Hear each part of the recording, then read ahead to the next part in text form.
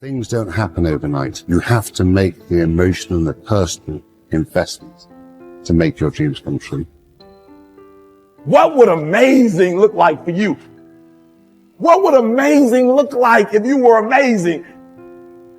If you know what amazing looks like, then why haven't you gotten there yet? I want you to say, the reason I'm not as amazing yet because I hit the snooze button. That's why I'm not amazing right now. The reason why I'm not amazing right now is because I couldn't get up early enough because I told myself I'm not an early person. The people in the world become weaker people. It's by capping your brain. It's by putting this kind of garbage in it about not attacking what you're not good at. There is no shortcut. There is no hack. There's no sweatless solution. You're gonna have to work. There is always weakness to work on. Always. A lot of them. Why would we allow ourselves to make easy excuses? Why would you allow that? It's not what happened that determines the major part of your future. Not what happens. What happens to us all. But the key is what you do about it. It's not what happens, what you do about it. Stop being a lazy, bum-ass person that's full of excuses, sitting around on the pity potty, coming up with every excuse in the world as to why you ain't winning. You are the reason you are not winning. Unaware and understanding that this thing that we are dealing with right now in our lives is only temporary. It's temporary and it will not last forever. You must realize that you must grow enough tenacity within yourself to press on. Are you going to put in the work or not? Are you going to find a way to reach your goals or not? The minute you start thinking, I don't want to do this, the minute that feeling creeps in, that's the time you're having a test. The minute you feel the ache of, I'd rather do something else, I'd rather do anything else than this, that's the test. The minute you train yourself to say, this is my opportunity, is the minute you go from loser to fucking winner. And this is a skill. This is something you practice. You are amazing and you have limitless potential. So start tapping into it by not sitting on the fence. Get up, get out and get it done, baby. Let your work get your opportunity. Let your work get your praise. Let your work open up doors. Let your work get people paying attention. Let your work get the whole world to notice. Stop thinking. Stop procrastinating. And you got to work. So you got to make sure that you constantly are rewriting your book. You have to constantly rewrite your book every day of your life. You know, and these aren't just words I say. This is how I have to live. Like, these are conversations I have with myself. And I say it everywhere I go. The most important conversation when you have with yourself. Yes. You live with it every single day. But most of our conversations are not the right ones. They're not the ones that are going to push us to the place we need to go. They're the ones that are going to keep us sitting in that toxic environment that you've helped create and everybody else helped create. And you just live in it. You live in that muck. And that conversation just plays in your head. That becomes you. So my first conversation when I was absolutely nobody. And that's one thing we have to say. We live in a world now that's so kind. We find the kind way around everything. Like, if you don't look good, I have to find a kind way of saying, I don't like your shirt. Right. That's not the approach. The approach you have to take, at least I took. You take whatever approach you want. The conversation had to be a real, honest conversation. In the accountability mirror, guess what? I was fat. Don't find a kind word to say that, you know what, I've gained some weight. No, you're fat. When I couldn't read, not like, hey, you know, you've been learning this again. No, I cannot read. For fourth grade reading level, I'm struggling. And sometimes I call myself stupid. Not in a way to put myself down.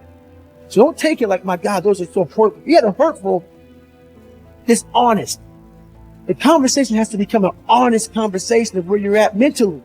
Where am I at mentally? I look like I feel like I'm falling behind in school. I'm lazy. My house is a mess. You have to look at what it is and call it what it is.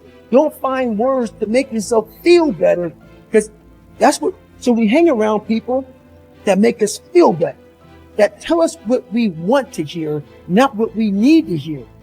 And so we stay away from those people.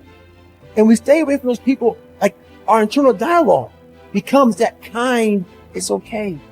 It's not okay. So that's where it starts. It starts with that accountability of it's not okay anymore. This can no longer be okay. And calling yourself out for exactly what you are and exactly how you need to fix it. That's where it starts. Take full responsibility for your life.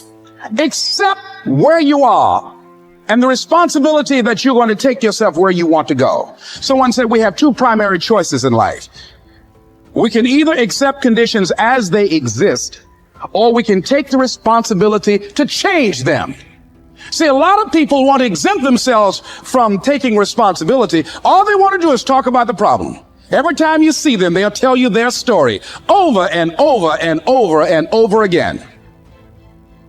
No. You want to take responsibility for your life. I got me here. I can get me out of this. And I'm getting out. I'm not going to be a volunteer victim. George Bernard Shaw said there are two kinds of people in life. You know, he said those that make things happen, those that watch things happen, and those that don't know what happened. And he said the people that get along in this life look around for the circumstances that they want, and if they can't find them, they make them. They create them. So part of beginning to get unstuck, you've got to decide that the behavior pattern that you have adopted doesn't work for you.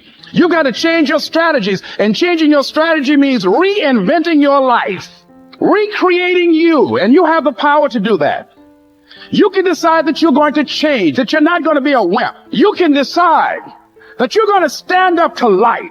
You can decide that I'm going to live each day as if it were my last. You have the power to make that decision. You can decide I'm going to work on myself and develop myself. I'm going to empower me. And all of these things that are happening to me right now, they're just temporary inconveniences. They're not stronger than I am. I'm in charge here. Your self-confidence is closely connected to your self-esteem and to how much you like yourself. Dr. Nathaniel Branden calls self-esteem your reputation with yourself. It is how you feel about yourself and your abilities in relation to any situation that determines how much you like yourself and consider yourself to be a valuable and worthwhile person. The more you like yourself, the better you do. The flip side of self-esteem is what psychologists call self-efficacy. Self-efficacy is a measure of how effective and competent you feel you are to perform a particular task or to achieve your goals. This is called performance-based self-esteem. What this means is that if your self-confidence and your belief in yourself are determined by your self-esteem, or how much you like yourself is determined by how capable you feel you are in any given set of circumstances. For example, if a problem comes up at work or home, and you are so familiar with it that you can solve it quickly and correctly, your self-efficacy and your self-esteem goes up. You feel more capable and confident and more willing to take on other challenges and difficulties. You feel more positive and optimistic. You feel like an excellent person. If, on the other hand, a problem or difficulty came up and you were unable to do anything to solve it, and you felt frustrated or ineffective, your self-esteem would suffer and your self-confidence would go down. You would feel negative about yourself and your abilities. You might even become angry or depressed. You would feel powerless rather than powerful.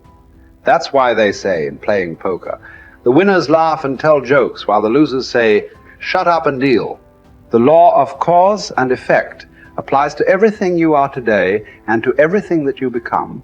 If the effect that you desire is high and unshakable, levels of self-confidence, then it is necessary that you engage in the same behaviors practiced by others who enjoy high and unshakable levels of self-confidence. And you will soon experience high levels of self-confidence yourself. Studies conducted on thousands of men and women who have moved from ordinary to extraordinary performance and who have moved from feelings of inadequacy to feeling great about themselves show that there is a direct cause-effect relationship between competence and mastery on the one hand and self-confidence on the other. To attain this wonderful, healthy feeling of optimal performance, you need clear goals, challenging standards, regular feedback, total concentration, step-by-step, step success, and a feeling that you are expanding your capabilities to a new, higher level. When you have created a situation in which you experience all of these, you sense that you are working at the outer edge of your own personal envelope, You feel that you are getting progressively better and better at something you are ideally suited to do. And that while you are still working within the range of your capabilities, you are stretching yourself at every moment. When you are caught up in this kind of experience, you often lose track of time. You become unaware of hunger, thirst, or fatigue. You feel calm and clear-headed and euphoric. Tests show when you are in this state of flow, your brain releases endorphins, nature's happy drug, which causes you to feel happy and energized. Often, while you are in this state, the rest of the world seems to slow down.